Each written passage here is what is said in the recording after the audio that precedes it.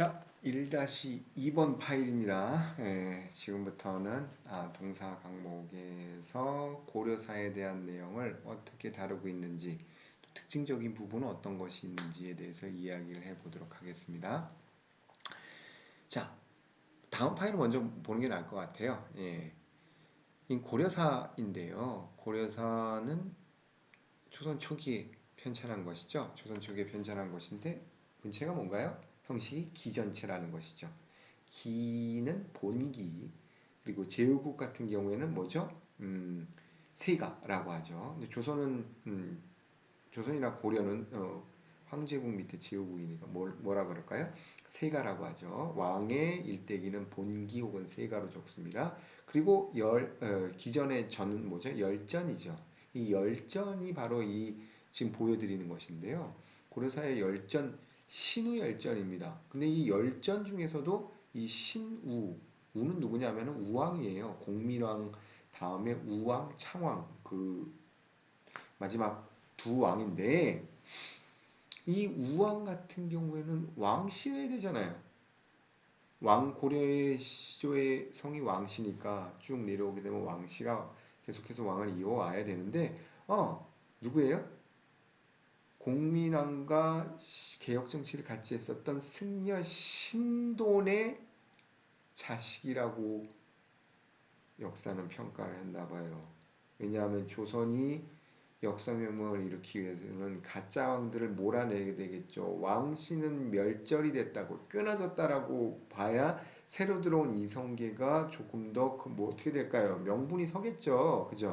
그런 의미에서 고려의 마지막 왕들을 왕씨가 아닌 신씨, 공민왕과 개혁 정치를 했었던 행동대장 승려 신씨의 아들로 묘사할 필요가 있었겠죠. 그래서 여기에 나오는 것처럼 고려사의 열전 중에서도, 열전은 뭐예요?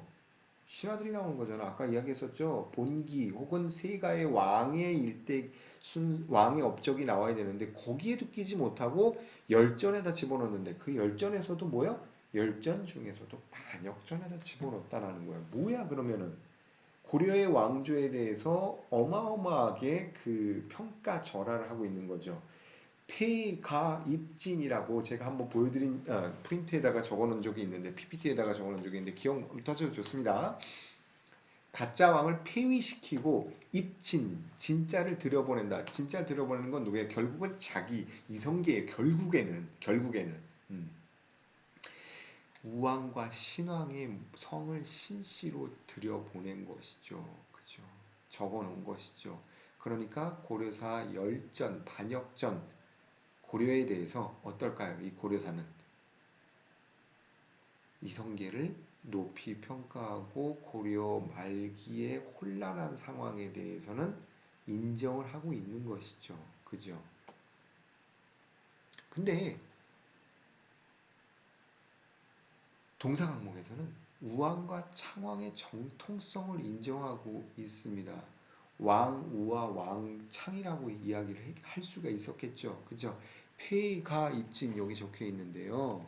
폐가입진에 대해서 이건 아니야 라고 이야기를 하는 거예요. 네. 가짜를 폐위시키고 진짜를 들여보낸다라고 하는 그러한 고려사의 해석을 아니다라고 부정하고 있는 것이죠. 금단의 영역을 깨고, 이거는 사실은 고려의 입장에서, 조선의 입장에서 보자면 자신이 살고 있는 왕조의 서술을 반대로 하고 있는 거죠. 그죠? 왜냐면 고려가 잘못되어야만 조선의 역사혁명이 정당하니까. 근데 이 점에 대해서 제대로 정면으로 반대를 하고 있는 것입니다. 우왕과 창왕의 정통성을 인정함으로써 조선의 정통성도 흔들흔들할 수가 있겠죠. 그런데 이걸 쓸 수 있었던 배경은 뭘까요? 아까 이야기했던 것처럼 제대로 시비를 가리지 않으면 이후의 역사가 망하고 권면을 제대로 할 수가 없다. 경계도 할 수가 없다. 잘못된 건 잘못됐다라고 이야기를 해야 된다. 뭐에 대해서도, 참모, 역적에 대해서도 어마무시한 얘기죠. 그죠? 주자성리학의 바탕을 두고 있었지만 이전의 역사서는 건드리지 못했던 부분을 누가 안정복이 건드리고 있는 거예요. 어떻게 될까요? 위태위태하겠죠. 결국 배선에 나갔을까요? 이분이 안정복이 못 나갔겠죠. 이런 얘기를 하고 있는데 어떻게 나가요? 그죠? 시골에 묻혀 살았겠죠. 남인이죠. 이 사람들은 소위 말하는 어, 불우한 남인, 실학자들의 대부분이 포함된 당파가 남인, 남쪽에 살았었나 봐요. 남인이라고 해요. 그러니까 지역에서 거주하면서 여러 가지 정부에 대한 불만을 제기하고 이에 대해서 역사에다 서술하니까 어떻게 될까요? 결국은 백설에 다 갈 수가 없겠죠. 그리고 안설이라고 해서 손수변에다가 편안한 안자 기억나죠? 그죠? 안이라는 것은 이렇게 뒤진다라는 뜻을 가지고 있습니다. 이 안설에 나타난 내용을 보면 어떤 내용이 있을까요? 불교, 고려에 대해서도 되게 비판을 합니다. 물론 아까 신우와 신창에 대해서 비판적으로 올바르게 서술했다라고 해서 고려에 대해서 무조건 좋은 생각을 갖는 건 아닙니다. 그냥 이 사람은 모두까기 인형이라고 보시면 돼요. 성략적 군주 질서를 회복해야 되기 때문에 불교에 기반한 통치 질서는 아니다. 왕과 왕실의 강상 도덕은 성략적 이념으로 봤을 때 바로잡을 부분들이 많다라고 이야기를 하고 있습니다. 개인 인물에 대한 포평, 왕조에 대한 절의를 중시하고 있습니다. 개인 인물에 대해서도 평가를 계속해서 붙이고 있어요. 내가 생각했을 때에는 안왈 이런 거죠. 그죠? 예제를 들었는데요. 채연이와 한중희에 대해서 평가를 내리고 있는데요. 이런 어떻게 보면은 어, 역사의 위인들인 거죠. 역사의 위인들에 대해서 좋은 점만 설명해도 그냥 아무런 의무는 없어요. 근데 여기에 대해서 재주는 가졌으나 저리가 없음 채연이에 대해서 그 다음에 여말에 고려 말에 충절을 지켰다. 고려 말에 충절을 지켰으면 조선의 입장에서 뭐예요? 결국 역적이잖아. 근데 이렇게 평가를 내리고 있어요. 조선의 입장에서 보자면 안정복은 결코 무사할 수 없었을 텐데 이 당시에 별로 중요한 직위에 있지 않았기 때문에 가능한 일이었겠죠. 이러한 역사서를 편찬한 건 어떤 강점이 있었을까? 중국 측 사설을 참고해서 여러 가지 자료를 종합해서 이전에 전쟁으로 없어졌던 전쟁을 사료가 없어졌기 때문에 메울 수 없었던 부분을 중국 측 사료로서 메웠다.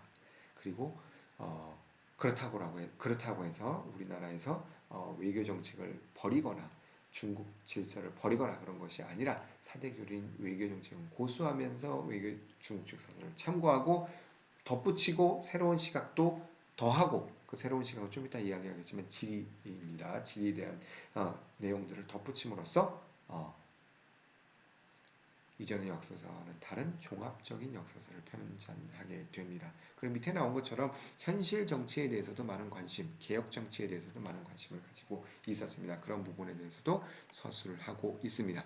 그리고 정통 체계에 대해서도 많은 관심을 가지고 있었으며 단군 조선부터 이어지는 조선까지 이어지는 단계에 대해서도 물론 가지고 의식을 가지고 있고 서술을 했습니다. 하지만 삼국 이전의 서술을 다른 역사서에서는 외기라고 해서 빼놨던 것에 비해서 아예 한 흐름으로 동사무공에서는 저술을 하고 있습니다.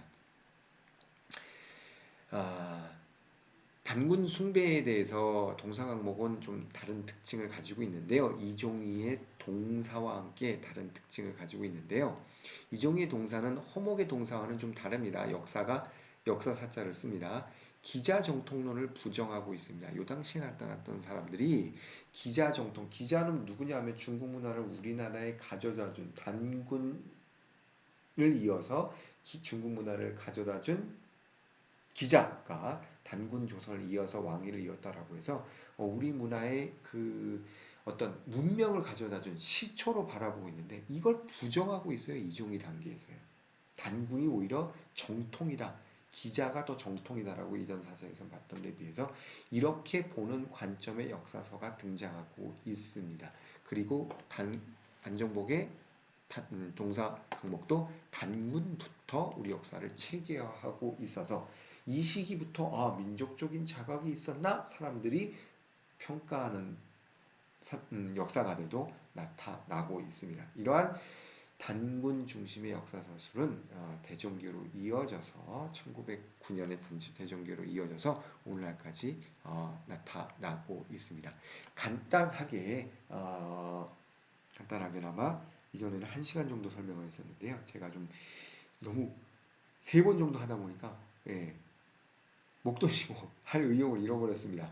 여기까지 정리를 하고 넘어가도록 하겠습니다. 안정복의 동사 강목은 이전의 역사 서술의 경향과는 크게 다른 개인의 의견을 덧붙이고 모습을 보이고 있는데 강목체 역사 서술은 기본으로 깔고 갑니다. 거기다가 기존 역사서를 비판하고 플러스 중국 역사서를 참고하고 그리고 또 뭐가 있나요? 지리적인 관점을 역사 서술에 도입함으로써 당시의 역사 서술을 종합했다라는 의미를 가지고 있습니다. 특히 조선시대에 몸담고 있는 학자로서 고려시대에 대한 평가를 덧붙이고 있다라는 측면에서 다르게 덧붙이고 있다라는 측면에서 굉장히 중요한 변화를 갖고 있습니다. 이런 측면에서 동사 강목은 중요한 의미가 있습니다. 다음 클립에서는 이미 녹화를 했습니다만 18, 19세기에 이제 어느 정도 안정이 돼가면서 어떤 식의 관심이 어떤 주제가 역사서술에 포함되고 있는지 한번 살펴보도록 하겠습니다. 다음 클립에서 봅시다. 이상 마치겠습니다.